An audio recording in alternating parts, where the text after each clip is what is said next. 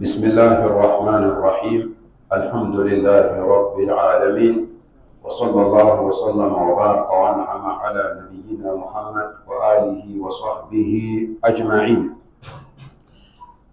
Toutes les louanges et tous les remerciements appartiennent à Allah, le tout miséricordieux et très miséricordieux. Je lui demande l'aide et pardon. Je demande la protection auprès d'Allah contre le mal de nos âmes et contre le mal de nos mauvaises actions. Quiconque Allah a guidé, personne ne peut le garer. Quiconque Allah a égaré, personne ne peut le guider. Je témoigne qu'il n'y a d'autre Dieu digne d'être adoré en dehors d'Allah, unique, sans associé. Et je témoigne également que Mohammed est son messager et serviteur. Que la paix et la bénédiction d'Allah soient sur lui, sa famille, ses compagnons, sur tous ceux qui vont suivre leurs pas jusqu'au jour de la résurrection. Après cela, très chers frères et sœurs en islam, permettez-moi de vous donner une conclusion de tafsir de certains versets du sourate Luqman, la sourate numéro 31, du verset 17 au verset 19. Donc ces versets sont les suites des recommandations de Luqman, les recommandations qu'il a adressées envers son fils. Nous trouvons dans le premier verset 4 conseils. Dans le deuxième verset, 2 conseils et 2 aussi dans le troisième verset. Concernant le premier verset, Allah subhanahu wa ta'ala dit Ya bunayya aqimis salata wa'mur bil ma'rufi wanha anil munkar wasbir ala ma asaba inna dhalika min azmi al-umur. Donc Allah nous dit ici ce que Luqman a transmis à son enfant. Donc il a dit Ya bunayya, ô mon fils, ô mon enfant, aqimis salata, accomplis la salat. Donc fais la prière. Donc les prières quotidiennes là, il faut les faire. Wa'mur bil ma'ruf, ordonne, commande le bien, commande le convenable. Wanha anil munkar, interdit le blâmable. Wasbir ala ma asaba, sois endurant, sois patient de tout ce qui t'arrive. Inna dhalika, sache que ces 4 choses-là, ces 4 comportements, min azmil umur, fait partie des grandes choses, fait partie des choses très très importantes dont on doit s'intéresser. Donc dans ce noble verset, nous trouvons que Allah subhanahu wa ta'ala nous montre 4 commandements que Luqman a adressés à son enfant. Donc tout premièrement, il a demandé d'accomplir la salat. Aqimis salata. Donc fais la prière, les prières quotidiennes. Il faut faire les prières, il faut bien respecter les prières. Deuxièmement, wa'mur bil ma'ruf. Il faut commander, il faut enseigner les autres de faire du bien, de faire ce qui est convenable. Donc l'enfant même déjà, il fait ce qui est bien et en même temps, il doit appeler ses camarades, ses amis aussi à faire ce qui est convenable. Troisièmement, wanha anil munkar. Il faut interdire les autres de faire le blâmable. Donc tout ce qui est interdit, tout ce qui est mal, dont l'islam a interdit, ou la raison aussi interdit, ne le fait pas. Et aussi, il faut interdire les autres de le faire. Wasbir ala ma asaba. Donc quatrièmement, sois patient de ce qui va t'arriver. Parce que quand tu veux ordonner les autres de faire le convenable et les interdire de laisser le blâmable, il y a des torts qui va t'atteindre. Il y a des mauvaises paroles qu'ils vont t'adresser. Il y a de mauvaises actions aussi qu'ils vont essayer de te faire. Donc, tu vas patienter. Tu vas tolérer tout ça. Donc, tu vas tolérer tout ça. Donc, c'est-à-dire qu'il a montré la prière d'abord. Et la prière est une grande chose que Allah nous a demandé même de conseiller nos familles de faire la prière. Parce que Allah a dit وَأْمُرْ أَهْلَكَ بِالصَّلَاةِ وَاصْطَبِرْ عَلَيْهَا. Il faut commander, il faut ordonner ta famille, et tes femmes et tes enfants à faire la prière.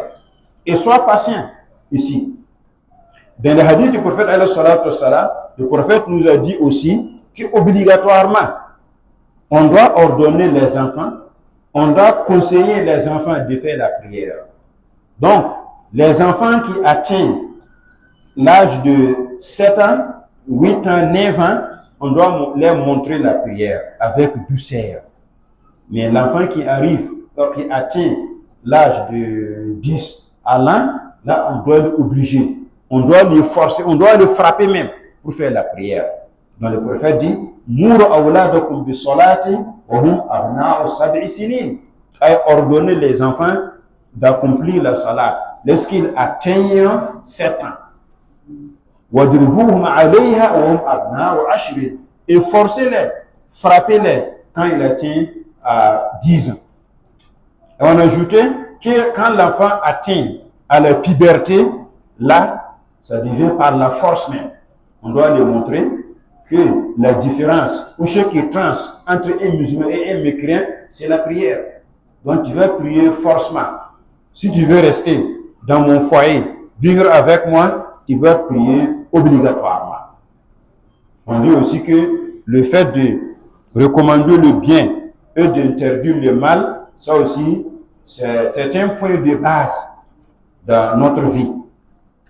Obligatoirement, s'il y a un groupe de musulmans, on doit avoir quelqu'un parmi eux qui va apprendre le charia et qui va montrer les autres.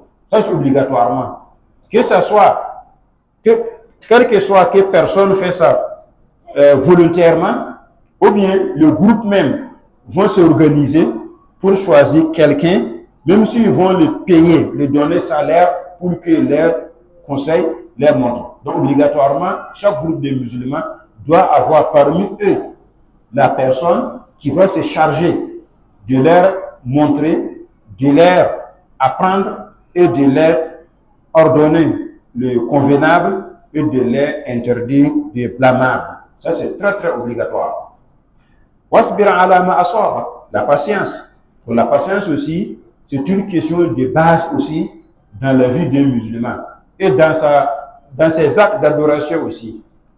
Parce que la patience est une chose très très importante pour l'homme. Parce que pour accepter de faire les ordres d'Allah, on demande ici la patience. Et aussi pour laisser ce qu'Allah interdit, ça demande aussi la patience. Pour accepter ce qu'Allah a prescrit sur toi, ça demande la patience. Donc, dans toute notre vie, que ça ce soit dans les côtés des actes d'adoration ou dans les côtés de vie sociale, nous sommes demandés d'être patients. Celui qui est patient, vraiment, il a tout. Le prophète a dit, alayhi salatu wassalam,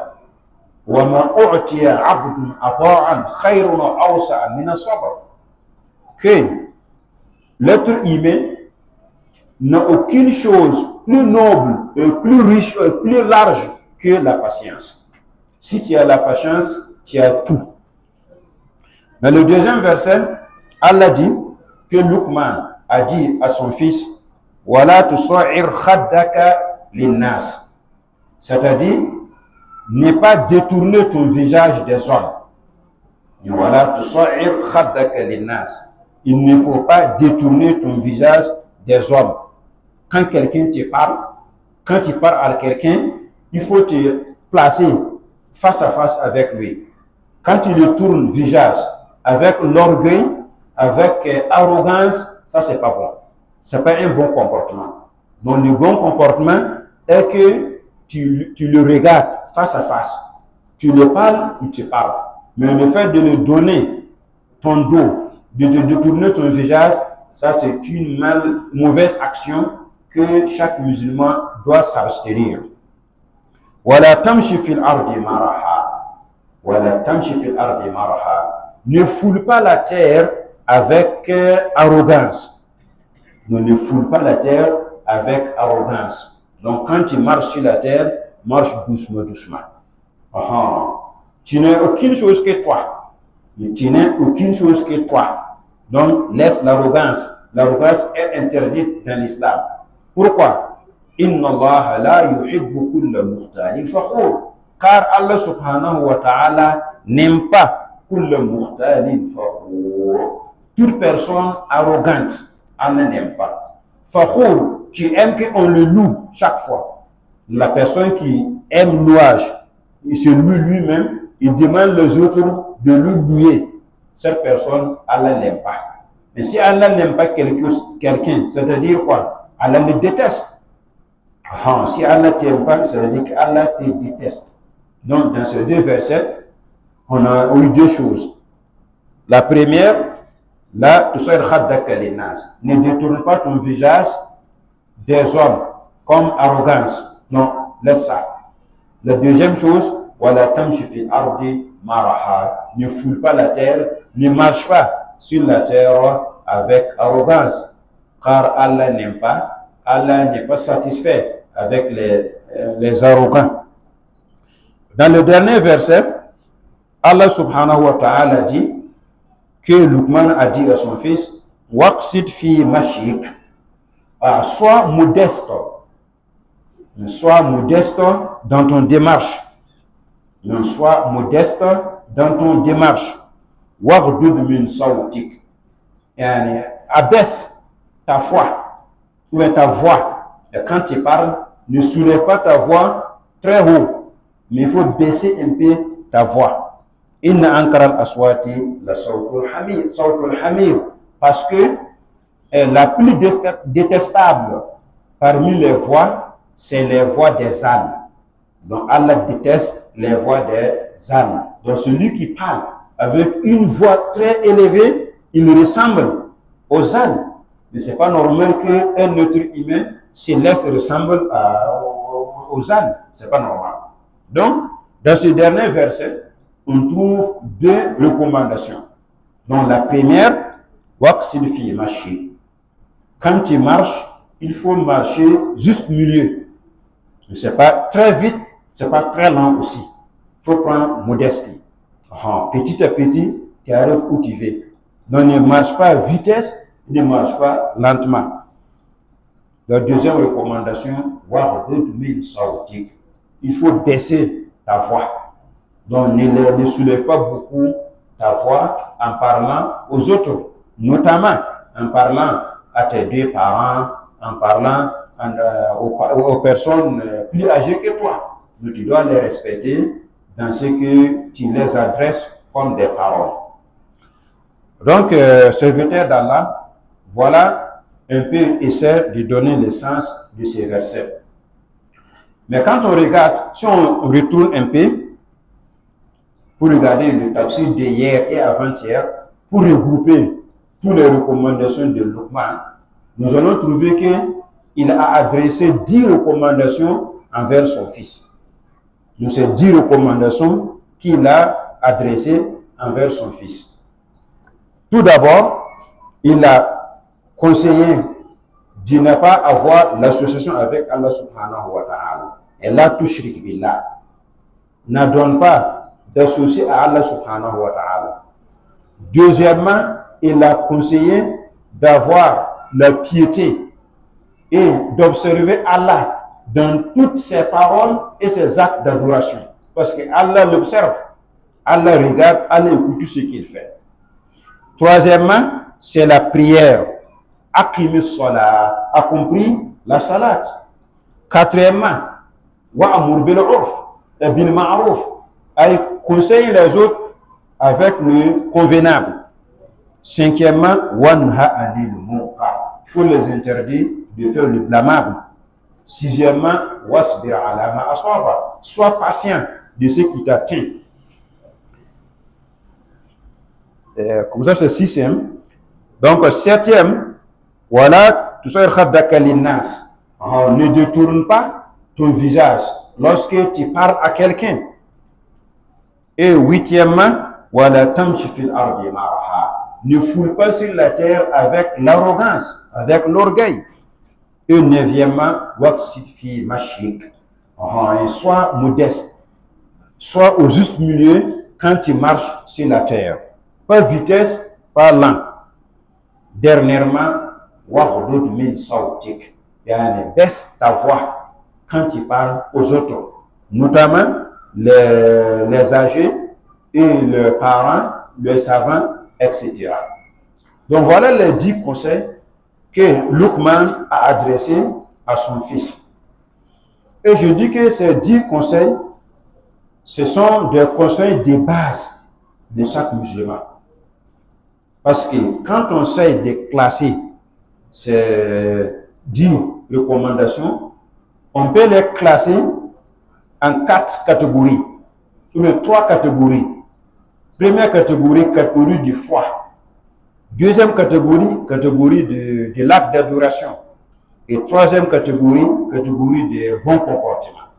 Donc, il a englobé tout ça. Et c'est ça même qui est déjà la charia. Quand on parle de la charia, ce sont des recommandations, ce sont des ordres, ce sont des interdictions concernant d'abord la foi. Vous voyez? Et deuxièmement, concernant les actes d'adoration. Et dernièrement, qui concernent les différents bons comportements. Donc, quand on regarde les 10 conseils, on trouve que premier conseil qui est la tushrik billah, et deuxième aussi font partie des conseils du foi. Dans la tushrik billah. Et aussi le fait que Allah observe tes actions et tes paroles. Ça montre que tu dois initier Allah dans tous tes actes d'adoration. Tu dois bien observer Allah dans tout ce que tu dis, dans tout ce que tu fais. Tu dis quelque chose du bien ou du mal, c'est déjà réduit, c'est déjà écrit. Tu fais quelque chose mauvaise, quelque chose bon, c'est écrit aussi. Donc, les 2 conseils, premier et deuxième, font partie des conseils du foi. Dans la deuxième catégorie, qui est la catégorie des actes d'adoration, là, on trouve la salat. Donc, le fait de faire la salat, c'est un acte parmi les actes d'adoration. Et le reste, maintenant, font partie des bons comportements. C'est-à-dire le fait d'ordonner les autres, le convenable, de les interdire, du blâmable, le fait d'être patient, le fait de ne pas détourner le visage des hommes, le fait de ne pas fouler sur la terre avec arrogance, le fait d'être modeste dans tes démarches, le fait de baisser les voix, tout ça là font partie des bons comportements qu'un musulman doit prendre. Donc voilà les questions qui sont très très importantes pour chacun d'entre nous. Nous tous, ou bien la plupart d'entre nous, ont des enfants. Donc chacun d'entre vous doit regarder comment tu peux adresser ces conseils à tes enfants.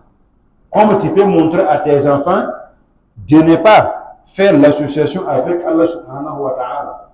Comment tu peux te lever même par ta force et par ta connaissance de leur interdire de ne pas faire l'association avec Allah. Comment tu peux les convaincre d'avoir peur de Dieu, d'avoir la piété, d'observer Allah dans toutes les différentes paroles et actions. Il faut regarder aussi comment tu peux amener tes enfants à prier. Comment tu peux amener les enfants à avoir une bonne relation avec ses camarades, ses amis, en les ordonnant de faire le bien, en les interdisant de laisser ce qui est interdit, ce qui est blâmable. Donc, c'est à nous maintenant de jouer notre rôle. On a pris la connaissance maintenant, il reste maintenant l'action. Il reste maintenant l'action. Comment on peut éduquer nos enfants par ces 10 conseils. C'est très très important. Ça ne suffit pas qu'on prend ça par cœur, on prend ça comme des enseignements. Non, mais le plus nécessaire, c'est le fait de faire descendre ça sur la terre. Le fait d'appliquer ça avec nos enfants. Parce qu'Inch'Allah subhanahu wa ta'ala, celui qui a essayé de faire, d'appliquer ces conseils, Inch'Allah, il va gagner des enfants pieux, des bons enfants et de beaux enfants en même temps, Inch'Allah wa ta'ala. Donc, nous remercions Allah subhanahu wa ta'ala qui nous a facilité d'être ici aujourd'hui et d'échanger avec ces versets. Nous demandons à Allah subhanahu wa ta'ala d'augmenter notre connaissance et d'élargir notre foi.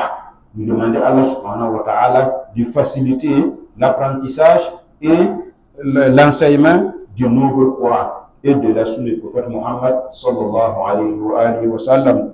Ô Seigneur, donne-nous belle ici-bas et belle à l'au-delà et préserve-nous contre l'enfer.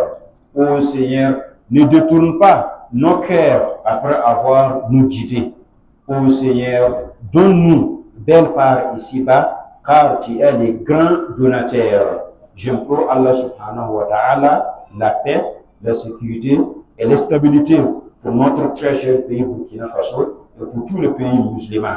Nous demandons à Allah subhanahu wa ta'ala de pardonner nos péchés et d'accepter nos différents actes d'adoration et d'exaucer nos différentes invocations et dua. Qu'Allah nous pardonne tous. Allahumma salli ala Muhammad wa ala ali Muhammad kama sallaita ala Ibrahim wa ala ali Ibrahim innaka Hamidum Majid. Allahumma barik ala Muhammad wa ala ali Muhammad kama barakta ala Ibrahim wa ala ali Ibrahim innaka Hamidum Majid. Wa akhiru da'wana anil hamdulillahi rabbil alamin.